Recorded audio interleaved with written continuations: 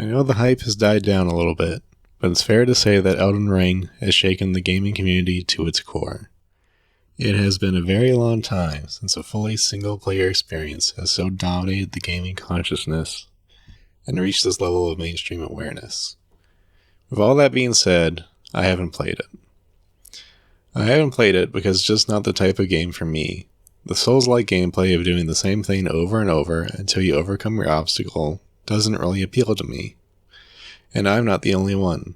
All over the internet, you'll find opinions about the game's difficulty and how it renders the game inaccessible, and thus FromSoft needs to add an easy mode. Unlike those Philistines, however, I do understand the game's appeal, and I also understand why adding an easy mode would be a terrible idea. See, in a normal RPG, an easy mode makes a lot of sense. A standard RPG is a story-driven experience, and for those who simply want to experience the game's story, an easy mode allows them to do so without having to worry about gaming skill. A game like Elden Ring, or any other Souls-like for that matter, is fundamentally different. The lore in these games is deliberately obscured, mostly delivered through vague, sparse dialogue and cryptic item descriptions. So while the lore in these games can be quite interesting, it wouldn't really be right to describe it as the primary reason for playing these games.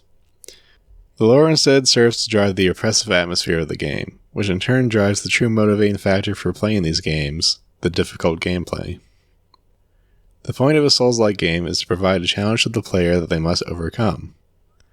While they are not immune to some of the cheese traps common to RPGs like grinding and chipping away at an enemy of ranged attacks, the fundamental element of the game is striving and overcoming.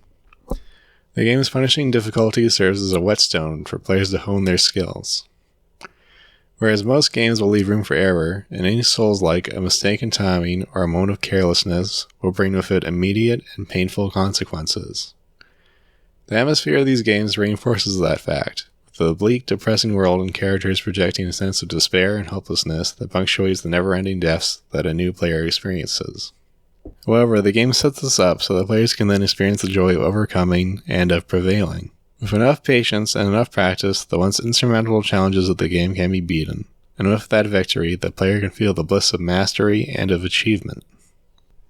Many people, when they ask for an easy mode in a Souls-like game, explain that they just want to experience the game. However, in asking for this, they ultimately miss the point of the game altogether. For to ask for an easy way to experience Elden Ring is to ask for an easy way to deadlift 300 pounds, or an easy way to run a marathon, or climb a mountain. It fundamentally misunderstands why these things are done. The point of the game itself, is its difficulty.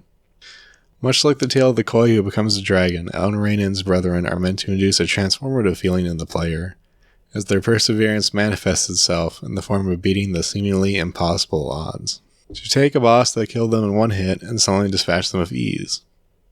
In a world where our effort often seems divorced from our outcomes, games like Elden Ring provide us a place where our dedication and commitment can see the results it's always deserved.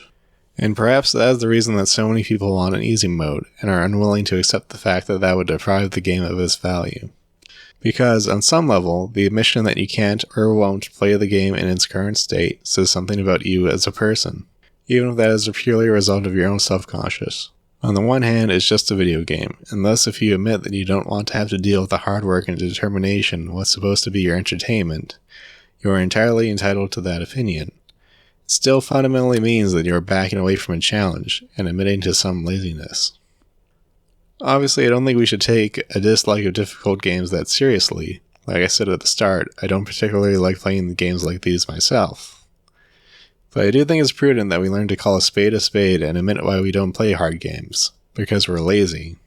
There's nothing wrong with being lazy when it comes to an electronic toy, but it is laziness at the end of the day. The desire for an easy mode is not one of accessibility, but one of instant gratification.